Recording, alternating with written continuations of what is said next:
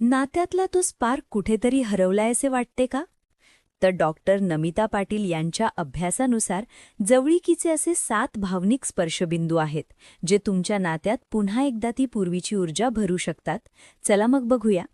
याचं मूळ कारण काय असेल बरं?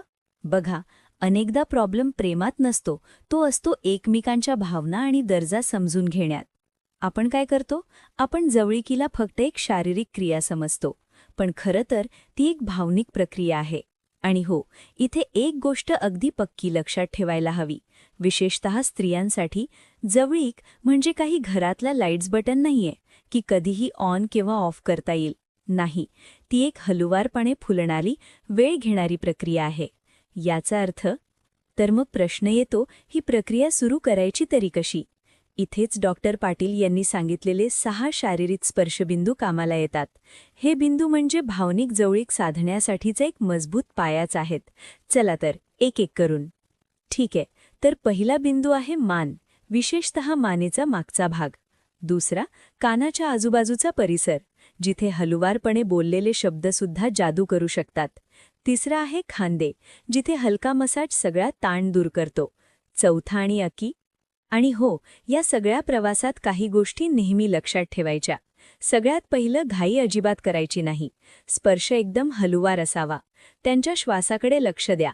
जर श्वास संथ आणि खोल होत असेल तर समजून जा की मार्ग योग्य आहे. आपला उद्देश फक्त रोमॅन्स नाही, तर काळजी दाखवणं आहे हे त्यांना जाणू द्या. आणि सर्वात महत्त्वाचं काय? त्यांच्या सीमांचा आदर, संमती ही प्रत्येक पावलावर, प्रत्येक क्षणाला गरजेची आहे बरं. हे तर झाले 6 शारीरिक बिंदू. पण आता येतो तो 7वा आणि सगळ्यात जास्त संवेदनशील स्पर्शबिंदू. तो 7वा आणि सगळ्यात जास्त संवेदनशील स्पर्शबिंदू आहे स्त्रीचं मन. हो, तिचं मन. ही एक मानसिक जागा आहे.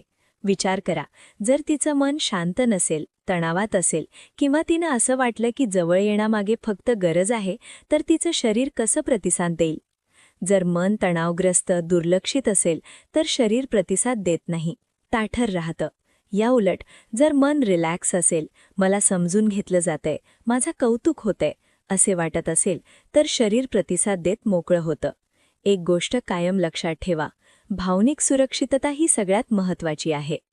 आणि हे फक्त काहीतरी भावनिक बोलणं नाही हां, यामागे चक्क विज्ञान आहे. सायकॉलॉजी आणि बायोलॉजी दोन्ही आपल्याला सांगतात की हा दृष्टिकोन का आणि कसा काम करतो. चला बघूया तेच. मग प्रश्न येतो की योग्य वेळ ओळखायची कशी? सगळ्यात सोपं, जर त्या शांत आणि ताठर वाटत असतील किंवा संपर्क टाळत असतील, तर समजून जायचं त्यांना अजून थोडा वेळ हवाय, फोर्स नाही करायचा. या सगळ्यामागे सायन्स काय आहे? तर ते आहे ऑक्सिटोसिन नावाचा हॉर्मोन. याला बॉन्डिंग हॉर्मोन असंही म्हणतात. आणि म्हणूनच जवळीक ही फक्त एक शारीरिक कृती नाही आहे, ती एक केमिस्ट्री आहे, एक विज्ञान आहे. आणि एक शेवटची पण खूप महत्त्वाची गोष्ट, प्रत्येक व्यक्ती वेगळी असते, त्यामुळे मला सगळं माहीत आहे असं कधीच समजू नका. त्यापेक्षा त्यांना बोलू द्या, त्यांना काय वाटतंय समजून घ्या. तर या सगळ्या चर्चेचा सार काय? एक अच्छी, खरी जवळीकी काही रात्रीतून अचानक तयार होणारी गोष्ट नाही. ती तर दिवसभरातल्या छोट्या छोट्या क्षणांमधून विणलेली एक सुंदर सादर आहे.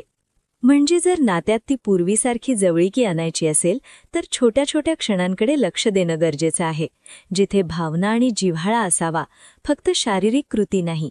शेवटी एक अजून गोष्ट लक्षात ठेवायची आहे, खरं आकर्षण हे जबरदस्तीत नसतं, ते संमतीत असतं.